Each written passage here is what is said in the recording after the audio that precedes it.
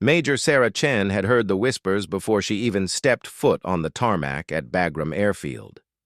The SEALs thought they owned the sky at treetop level, and they weren't shy about letting everyone know it. As she walked past a group of them near the operations tent, their conversation carried on the desert wind. "No fixed-wing pilot has the stones to fly that low," Staff Sergeant Mike Torres was saying, his voice carrying the confidence of someone who'd never been proven wrong. "Helicopters, sure, but those A-10 jockeys, they stick to their safe altitudes and call it close air support?" Sarah paused, adjusting her flight suit and checking her watch. She had 30 minutes before her mission brief, but something about the certainty in the SEAL's voice made her reconsider her route to the ready room. Instead, she changed direction and walked directly toward the group. "Excuse me," she said, her voice cutting through their conversation like a knife. "Did I hear you correctly? You think A-10 pilots can't fly low?" The group turned, and Sarah watched their expressions shift from surprise to barely concealed amusement. Torres stepped forward, his eyes taking in her major's insignia and pilot wings with what looked like polite skepticism. "Ma'am, with all due respect, I've worked with plenty of Warthog pilots. Good people, don't get me wrong, but when push comes to shove, they stay high and safe. It's not a criticism, just reality." Sarah crossed her arms, feeling the familiar fire that had driven her through flight school, through countless training exercises where instructors told her she'd never make it. Through every moment, someone underestimated what she could do in a cockpit. "How low are we talking?" she asked. Torres exchanged glances with his teammates. Petty Officer First Class Danny Rodriguez stepped up, grinning. "We're talking about flying so low you can read the serial numbers on enemy equipment. So low that rotor wash kicks up dust storms. So low that one wrong move and you're digging a hole in the ground." 50 feet, Torres added. "Maybe 30 if you're feeling brave, but in an A-10? Impossible. Those birds are built for altitude, not nap of the earth flying." Sarah felt her jaw tighten. The A-10 Thunderbolt II, affectionately known as the Warthog, was her aircraft. She'd been flying it for 8 years, through 2 deployments, countless training exercises, and more combat missions than she cared to count. She knew every rivet, every system, every capability of the aircraft better than she knew her own car. "Interesting theory," she said. "What's your name, Staff Sergeant?" "Torres, ma'am. Mike Torres." "Well, Staff Sergeant Torres, I'm Major Chen, and I think you're wrong." The silence that followed was broken only by the distant sound of aircraft engines and the ever-present hum of generators. Rodriguez let out a low whistle, while the other SEALs shifted uncomfortably. Challenging a SEAL's assessment of tactical capabilities wasn't something that happened every day, especially not from an Air Force pilot they'd never met. "Ma'am," Torres said carefully, "I don't mean any disrespect. I'm sure you're a hell of a pilot, but physics is physics. An A-10 isn't built for that kind of flying." Sarah pulled out her phone and checked her schedule. Her next training flight was in 2 days, a routine close air support exercise over the range. Perfect timing. "Tell you what, Staff Sergeant, you and your team have any training scheduled for Wednesday?" "We've got a live fire exercise planned. Why?" "Because I'm going to prove you wrong, and I want you there to see it." Torres looked skeptical but intrigued. "What exactly are you proposing, Major?" "Simple. I'll take my A-10 and demonstrate exactly how low fixed-wing aircraft can fly. Not just for show, but actual tactical low-level flight that would be useful in a combat scenario." "How low?" Rodriguez asked, clearly interested despite himself. Sarah smiled, the kind of smile that had made her flight instructors nervous and her squadron commanders proud. "Lower than you think is possible. Lower than you've ever seen a fixed-wing aircraft fly. Low enough that you'll be able to count the rivets on my aircraft as I pass overhead." The group exchanged looks. Torres rubbed his chin, clearly torn between his professional skepticism and his curiosity. Finally, he nodded. All right, Major. You've got yourself an audience. But when your bird can't handle the altitude and you have to climb out, remember that we tried to warn you. Fair enough, but when I prove you wrong, I want something in return. What's that? An admission that maybe, just maybe, you don't know everything about what Air Force pilots can do. Torres extended his hand. Deal. But Major, I've been doing this for 15 years. I've worked with the best pilots in every service branch. I've never seen anyone in a fixed-wing aircraft willing to get down in the weeds where the real work happens. Sarah shook his hand, her grip firm and confident. Staff Sergeant, you're about to see something new. As she walked away toward the operations center, she could hear the SEALs behind her already placing bets on whether she'd actually show up for the demonstration. Some thought she was all talk. Others figured she'd fly low for a few seconds and then claim victory. None of them seemed to believe she'd actually deliver on her promise. That night, Sarah lay in her bunk staring at the ceiling, thinking about the challenge she'd accepted. She wasn't angry at Torres or his team. Their skepticism was based on experience, and in their world, experience kept people alive. But their experience was limited. They'd worked with pilots who played it safe, who followed standard procedures, who never pushed their aircraft to the absolute limits of capability. Sarah had never been that kind of pilot. She thought about her first flight instructor, a grizzled colonel who'd flown A-10s in the Gulf War. He'd told her something that stuck with her through every training flight, every combat mission, every moment when someone told her she couldn't do something. "Chen," he'd said, "the A-10 is the toughest aircraft ever built. It's designed to take damage and keep flying, to operate from rough fields, to get down in the dirt and do the job that needs doing. But none of that matters if the pilot doesn't have the courage to use those capabilities." Courage? That's what this came down to. Not just the courage to fly low, but the courage to prove that the limitations people assumed existed were often just failures of imagination and will.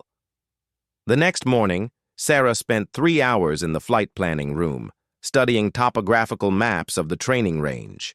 She analyzed wind patterns, identified potential obstacles, and calculated approach angles.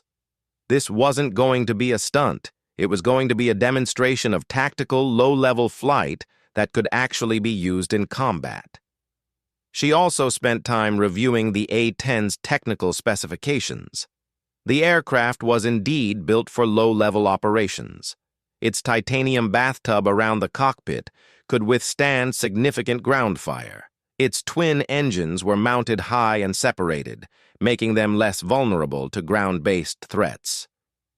The aircraft's design philosophy was built around the concept of flying low, slow, and close to enemy positions.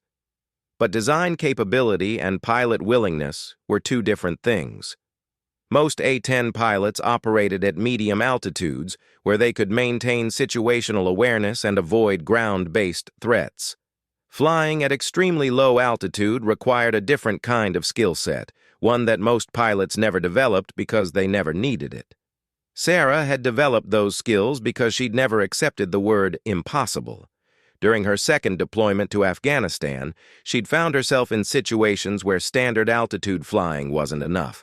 When ground forces were pinned down by enemy fire in narrow valleys, when the weather forced aircraft to operate below normal minimums, when the mission required getting closer to the target than any manual recommended, Sarah had found ways to make it work. She'd flown through mountain passes at altitudes that made her squadron commander nervous. She'd provided close air support in weather conditions that grounded other aircraft. She'd developed techniques for low-altitude navigation that weren't taught in any flight school. Now she was going to put all of that experience to the test in front of the most skeptical audience possible. On Tuesday afternoon, she ran into Torres at the dining facility. He was sitting with his team, and when he saw her approaching, he gestured to an empty chair. "Major, mind if I ask you something?" "Shoot." "What makes you so confident you can do something that nobody else has done?" Sarah considered the question while she opened her water bottle. It was a fair question, and it deserved an honest answer. "Staff Sergeant, Let me ask you something. When you guys plan a mission, do you ever accept someone telling you it's impossible? Not usually, no. Why not? Torres thought about it. Because impossible usually just means nobody's figured out how to do it yet, or they're not willing to accept the risks involved. Exactly. So why should flying be any different? Rodriguez leaned forward. Because flying has actual physical limits. Gravity, aerodynamics, all that physics stuff doesn't care how motivated you are. True. But those limits are usually much further out than people think they are. The real limitation isn't physics. It's fear. Fear keeps people alive in our business, Torres pointed out. Smart fear does. Irrational fear just keeps people from doing their jobs effectively. The conversation was interrupted by the arrival of Captain Jim Bradley, Sarah's squadron commander. He looked around the table, taking in the mix of Air Force and Navy personnel with obvious curiosity. Major Chen, I heard an interesting rumor. Something about a demonstration flight? Sarah stood up. Sir, I can explain. Relax, Sarah. I'm not here to shut you down. I'm here because I want to know what you're planning, and whether I need to have a medic standing by. Torres spoke up. Sir, I think I should explain. This is kind of our fault. For the next few minutes, Torres outlined the conversation that had started everything. Bradley listened without interrupting, occasionally nodding or raising an eyebrow. When Torres finished, the captain turned to Sarah. So you challenged a Navy SEAL to a demonstration of low-level flying capability? Yes, sir. In an A-10? Yes, sir. How low are we talking? Sarah took a breath. 50 feet, sir. Sustained flight at 50 feet above ground level with tactical maneuvering. Bradley was quiet for a long moment. Finally, he smiled. Sarah, in 3 years of flying with you, I've learned that when you say you can do something, you usually can. But this sounds different. This sounds dangerous. Sir, it's well within the aircraft's capabilities. Maybe. But is it within your capabilities? It was a good question. Sarah thought about all the low-level flying she'd done, all the training, all the experience she'd accumulated. She thought about the risks involved and the potential consequences of failure. Yes, sir. I believe it is. Bradley nodded. All right, but I want a full flight plan. I want weather minimums clearly defined. And I want a safety observer in a chase aircraft. Understood, sir. As Bradley walked away, Torres looked at Sarah with something approaching respect. Your commander's going to let you do this? My commander knows that his pilots don't make promises they can't keep. That night, Sarah called her parents in California. Her father, a retired Air Force mechanic, listened to her explanation of the upcoming demonstration with the kind of quiet attention he'd always given to her flying career. Sweetheart, he said when she finished, why is this important to you? It was a question she'd been asking herself. Why did it matter what a group of SEALs thought about A-10 pilots? Why was she willing to take significant risks to prove a point? Dad, I think it's because people make assumptions about what's possible based on what they've seen before. But just because something hasn't been done doesn't mean it can't be done. And you think you can do it. I know I can do it. Her father was quiet for a moment. Then do it. But Sarah? Yes? Come home in one piece. Wednesday morning dawned clear and calm. Perfect flying weather. Sarah arrived at the aircraft 2 hours before scheduled takeoff time, conducting the most thorough pre-flight inspection of her career. Every system, every control surface, every rivet got her attention. Today wasn't the day for mechanical surprises. Torres and his team arrived at the observation point an hour before the demonstration, setting up chairs and binoculars like they were attending an air show. Word had spread around the base, and what had started as a private challenge had turned into an event. Maintenance crews, other pilots, and administrative personnel, had all found reasons to be near the flight line during Sarah's demonstration. As Sarah climbed into the cockpit, she felt the familiar mix of excitement and focus that came with every flight. But today there was something extra. Today she was going to show people something they'd never seen before. The A-10 started with its characteristic whine, the twin General Electric engines spooling up to flight idle. Sarah ran through her checklist methodically, checking every system twice. When she called for taxi clearance, her voice was calm and professional. Ground control, Hawkeye 21 requesting taxi for demonstration flight. Hawkeye 21, ground control, taxi to runway 03, wind 040 at 5 knots, altimeter 30.15. Hawkeye 21, taxi runway 03. As she taxied toward the runway, Sarah could see the crowd that had gathered near the observation area. She could see Torres and his team, binoculars ready, waiting to see whether she could deliver on her promise. She was about to show them that sometimes impossible just means nobody's tried hard enough yet. The tower cleared her for takeoff, and Sarah pushed the throttles forward. The A-10 accelerated down the runway with its characteristic rumble, the sound of two powerful engines pulling 11 tons of armored aircraft into the sky. But instead of climbing to the usual pattern altitude, Sarah kept the aircraft low, barely 100 feet above the ground as she flew past the observation area. Even at that altitude, she could see the crowd pointing and taking pictures, but they hadn't seen anything yet. Sarah flew out to the designated training area, a stretch of desert about 10 miles from the base. The terrain was relatively flat, with scattered rocks and small hills, perfect for what she had planned. Her safety observer, Captain Rodriguez from another squadron, was already in position at 5,000 feet, ready to provide emergency assistance if needed. Hawkeye 21, safety bird, I have you in sight. Area is clear, winds are calm. You are cleared for low-level demonstration. Hawkeye 21, roger. Beginning demonstration. Sarah took a deep breath and pushed the stick forward. The A-10's nose dropped, and the altimeter began spinning downward. 800 feet, 500 feet, 300 feet, 200 feet, 100 feet. At 50 feet above the desert floor, she leveled off. The sensation was unlike anything most pilots ever experienced. At 50 feet, traveling at 200 knots, the ground rushed past in a blur. Every rock, every bush, every small change in terrain became critically important. There was no margin for error, no room for inattention, no forgiveness for mistakes. But Sarah felt completely at home. She had spent years developing the skills needed for this kind of flying.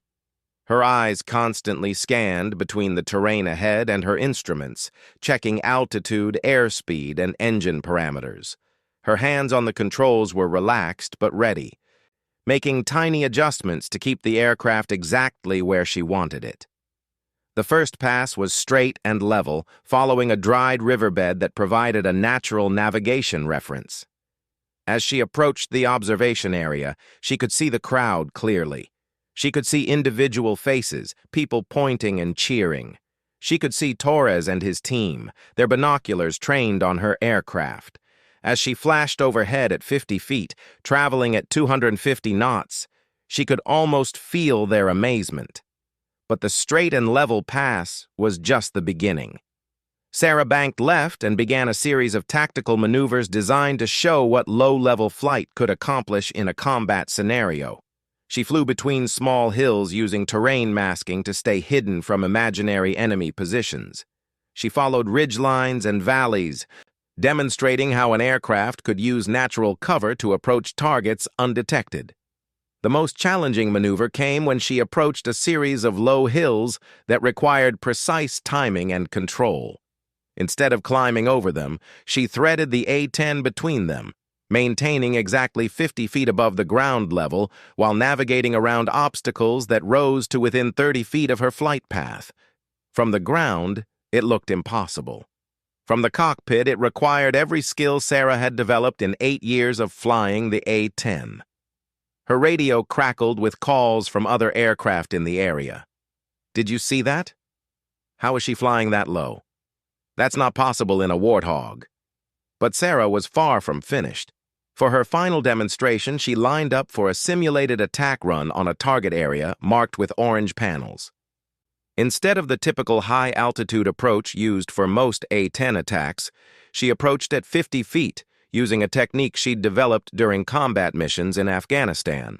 The approach required flying directly at what would be enemy positions, maintaining extremely low altitude until the last possible moment, then climbing rapidly to clear any obstacles while maintaining visual contact with the target. It was dangerous, aggressive, and exactly the kind of close air support that ground troops needed in heavy contact. As she pulled up from the simulated attack, climbing to safe altitude for the first time in 20 minutes, Sarah felt the satisfaction of a job well done. She had demonstrated sustained low-level flight, tactical maneuvering at dangerous altitudes, and combat-applicable techniques that most people thought were impossible in an A-10. Hawkeye 21, Safety Bird, outstanding demonstration. How do you feel? Safety Bird, Hawkeye 21. I feel like I just proved a point. The flight back to base was routine, but Sarah could see vehicles racing along the base perimeter roads, trying to intercept her landing. Word was spreading fast about what people had just witnessed. As she turned final approach for landing, Sarah reflected on what she'd accomplished. It wasn't just about proving SEALs wrong or demonstrating aircraft capabilities. It was about pushing boundaries, refusing to accept limitations that were based on assumptions rather than facts.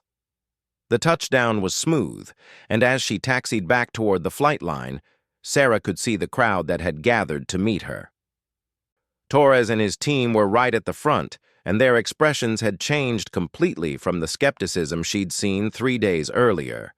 She shut down the engines and climbed out of the cockpit to find herself surrounded by people wanting to know how she'd done what they'd just witnessed. Maintenance crews wanted to check the aircraft for signs of stress. Other pilots wanted to know about techniques and procedures. Base commanders wanted to understand the tactical implications. But the first person to reach her was Torres. "Major," he said, extending his hand, "I owe you an apology." "No apology necessary, Staff Sergeant. You had legitimate questions based on your experience." "My experience was limited. What you just demonstrated changes everything I thought I knew about fixed-wing close air support." Rodriguez stepped forward, shaking his head in amazement. "Ma'am, I've seen helicopter pilots do things that made my hair stand on end, but I've never seen anything like what you just did. That was incredible." Over the next hour, Sarah found herself giving an impromptu briefing on low-level flying techniques to a mixed group of aircrew and ground personnel. She explained the training required, the risks involved, and the tactical advantages of extremely low-altitude operations. "The key," she told them, "is understanding that the aircraft is capable of much more than most people realize. The A-10 was designed for this kind of flying. It's built to take damage, operate from rough fields, and provide close air support in the most challenging conditions. But none of that matters if the pilot isn't willing to use those capabilities." Torres raised his hand. "Major, hypothetically speaking, how would this kind of flying change close air support for ground forces?" Sarah smiled. It was exactly the right question. "Imagine you're pinned down by enemy fire in a narrow valley. Standard close air support means aircraft attacking from medium altitude, which limits their ability to see exactly where you are and where the enemy is. But an aircraft flying at 50 feet can see everything. The pilot can distinguish between friendly and enemy positions with much greater accuracy. The aircraft can attack from unexpected angles, using terrain for cover until the last moment." "What about risk to the aircraft?" another pilot asked. "Higher risk to the aircraft, lower risk to ground forces. In combat, that's often a worthwhile trade-off." The discussion continued for another 30 minutes, covering everything from training requirements to tactical doctrine. What had started as a challenge between services had evolved into a serious conversation about combat capabilities and operational procedures. As the crowd began to disperse, Torres approached Sarah one more time. "Major, I have a request." "What's that?" My team trains regularly with close air support scenarios. Would you be willing to work with us? Show us how this kind of flying could integrate with ground operations." Sarah considered the request. It would mean additional training flights, coordination with SEAL training schedules, and development of new procedures. It would also mean continuing to push the boundaries of what people thought was possible. "Staff Sergeant, I'd be honored to work with your team." That evening, Sarah called her father to tell him about the day's events.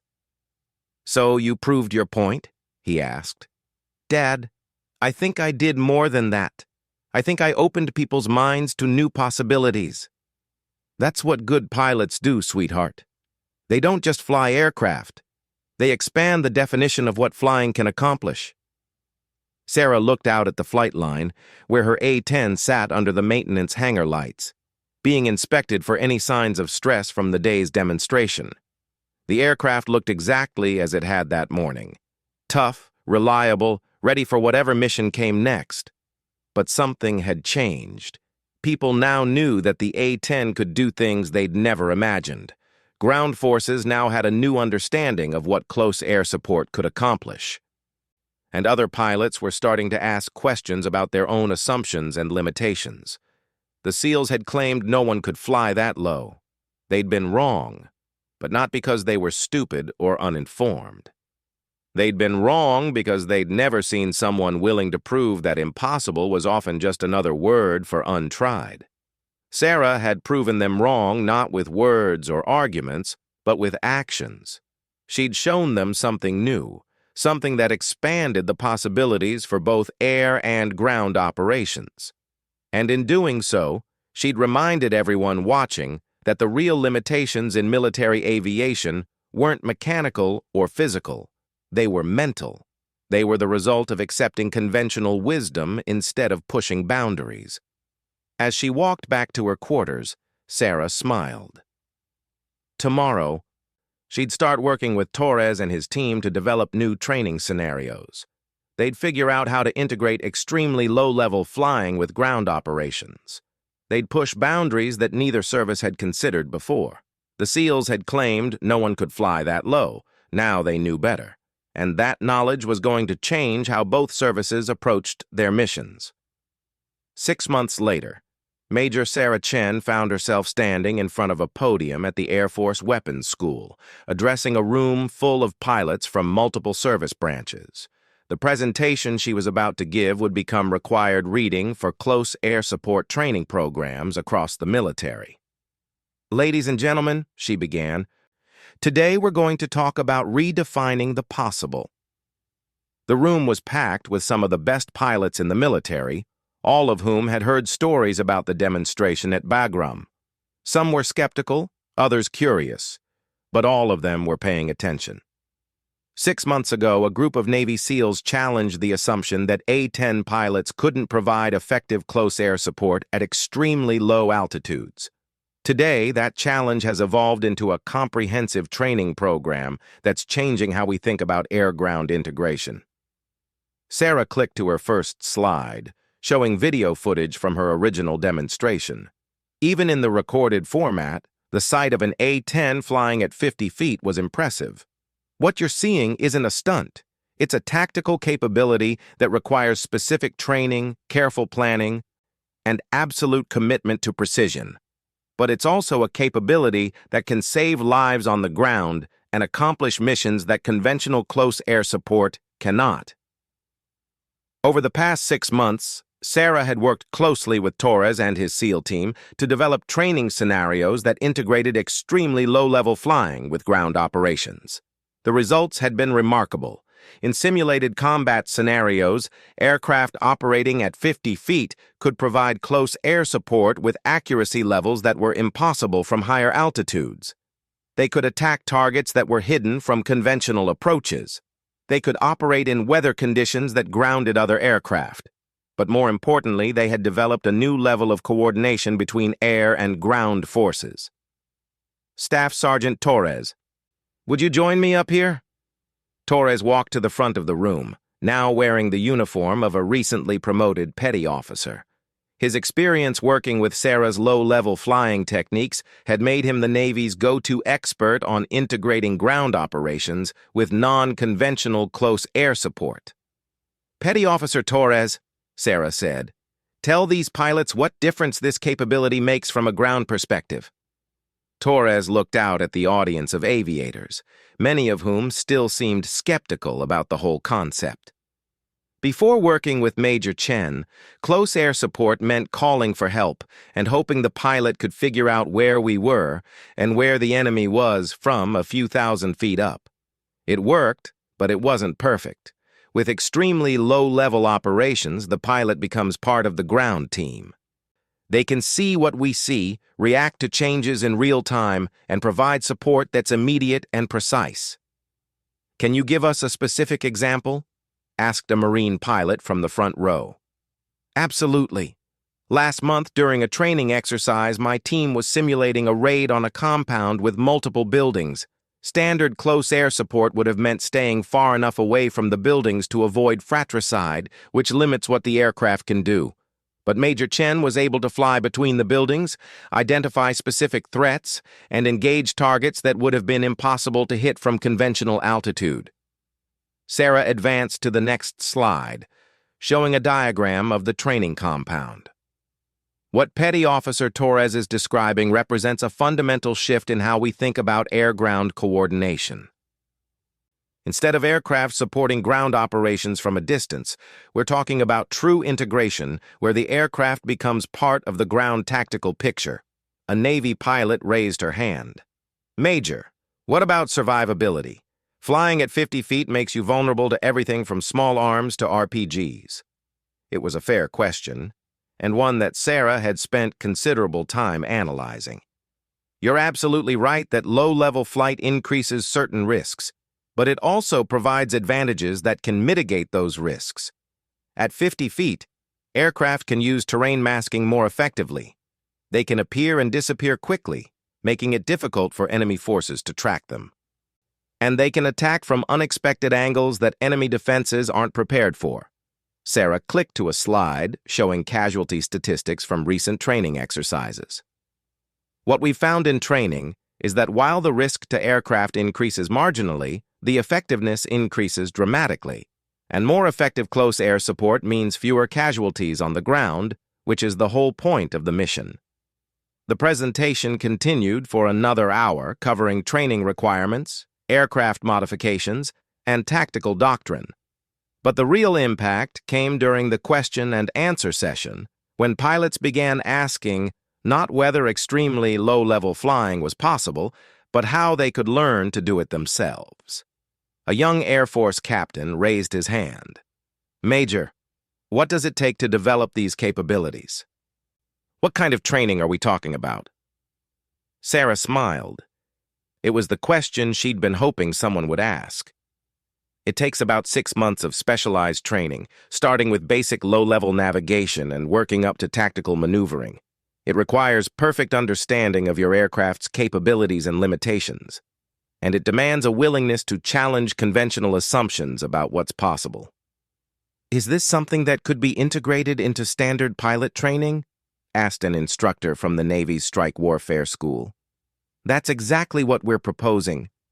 The Air Force and Navy are currently developing a joint training program that will make extremely low-level close air support a standard capability rather than a specialized skill." After the presentation, Sarah found herself surrounded by pilots wanting more details about training programs, aircraft requirements, and implementation timelines. The skepticism she'd encountered 6 months earlier had been replaced by enthusiasm for expanding capabilities. Torres approached as the crowd began to thin out. "Major, I wanted to thank you for something." "What's that?" "You change the way my guys think about what's possible. Not just in aviation, but in everything we do. When someone says something can't be done, now they ask whether it really can't be done, or whether it just hasn't been tried yet." Sarah nodded. That change in mindset was perhaps the most important outcome of the entire project. "Petty Officer Torres, you and your team challenged me to prove something that seemed impossible. But what we really proved is that impossible is usually just another word for unexplored. That evening, Sarah called her father to update him on the day's presentation. "So it sounds like your little demonstration has turned into something bigger," he said. "Dad, I think it's turned into something important. We're not just talking about flying low anymore. We're talking about changing how people approach challenges in general. That's what I'm most proud of, sweetheart. Not that you can fly an airplane better than anyone expected, but that you helped people expand their definition of what's possible." Sarah looked out her hotel window at the lights of Las Vegas, where the weapons school was located. Tomorrow, she'd fly another demonstration for a group of international pilots who were visiting to learn about American close air support techniques. Next week, she'd begin working with aircraft manufacturers to develop modifications that would make extremely low-level flying even safer and more effective. But tonight, she reflected on how much had changed since that conversation on the tarmac at Bagram. The SEALs had claimed no one could fly that low. They'd been wrong, but their challenge had led to something much more significant than just proving a point. It had led to new capabilities, new training programs, and most importantly, a new understanding of what was possible when people refused to accept conventional limitations. Sarah had spent her entire career pushing boundaries, but this was different. This time, she hadn't just expanded her own capabilities. She'd helped expand the capabilities of entire military services, and in doing so, she'd made ground forces safer and more effective. The demonstration that started as a challenge between services had become a symbol of what could be accomplished when people were willing to question assumptions and push beyond conventional limits. And in a broader sense, it had reminded everyone involved that progress comes not from accepting what seems impossible, but from having the courage to prove that impossible is often just another word for untried. As Sarah prepared for sleep, she smiled, thinking about all the young pilots who would now learn extremely low-level flying as a standard part of their training. They would grow up in a military where flying at 50 feet wasn't impossible or crazy or dangerous beyond reason. It was just another tool in the toolbox, another way to accomplish the mission and bring everyone home safely. The SEALs had claimed no one could fly that low. Now, because of a challenge issued on a dusty tarmac in Afghanistan, flying that low was becoming just another part of what military pilots were expected to be able to do. And that, Sarah thought as she drifted off to sleep, was exactly how progress was supposed to work.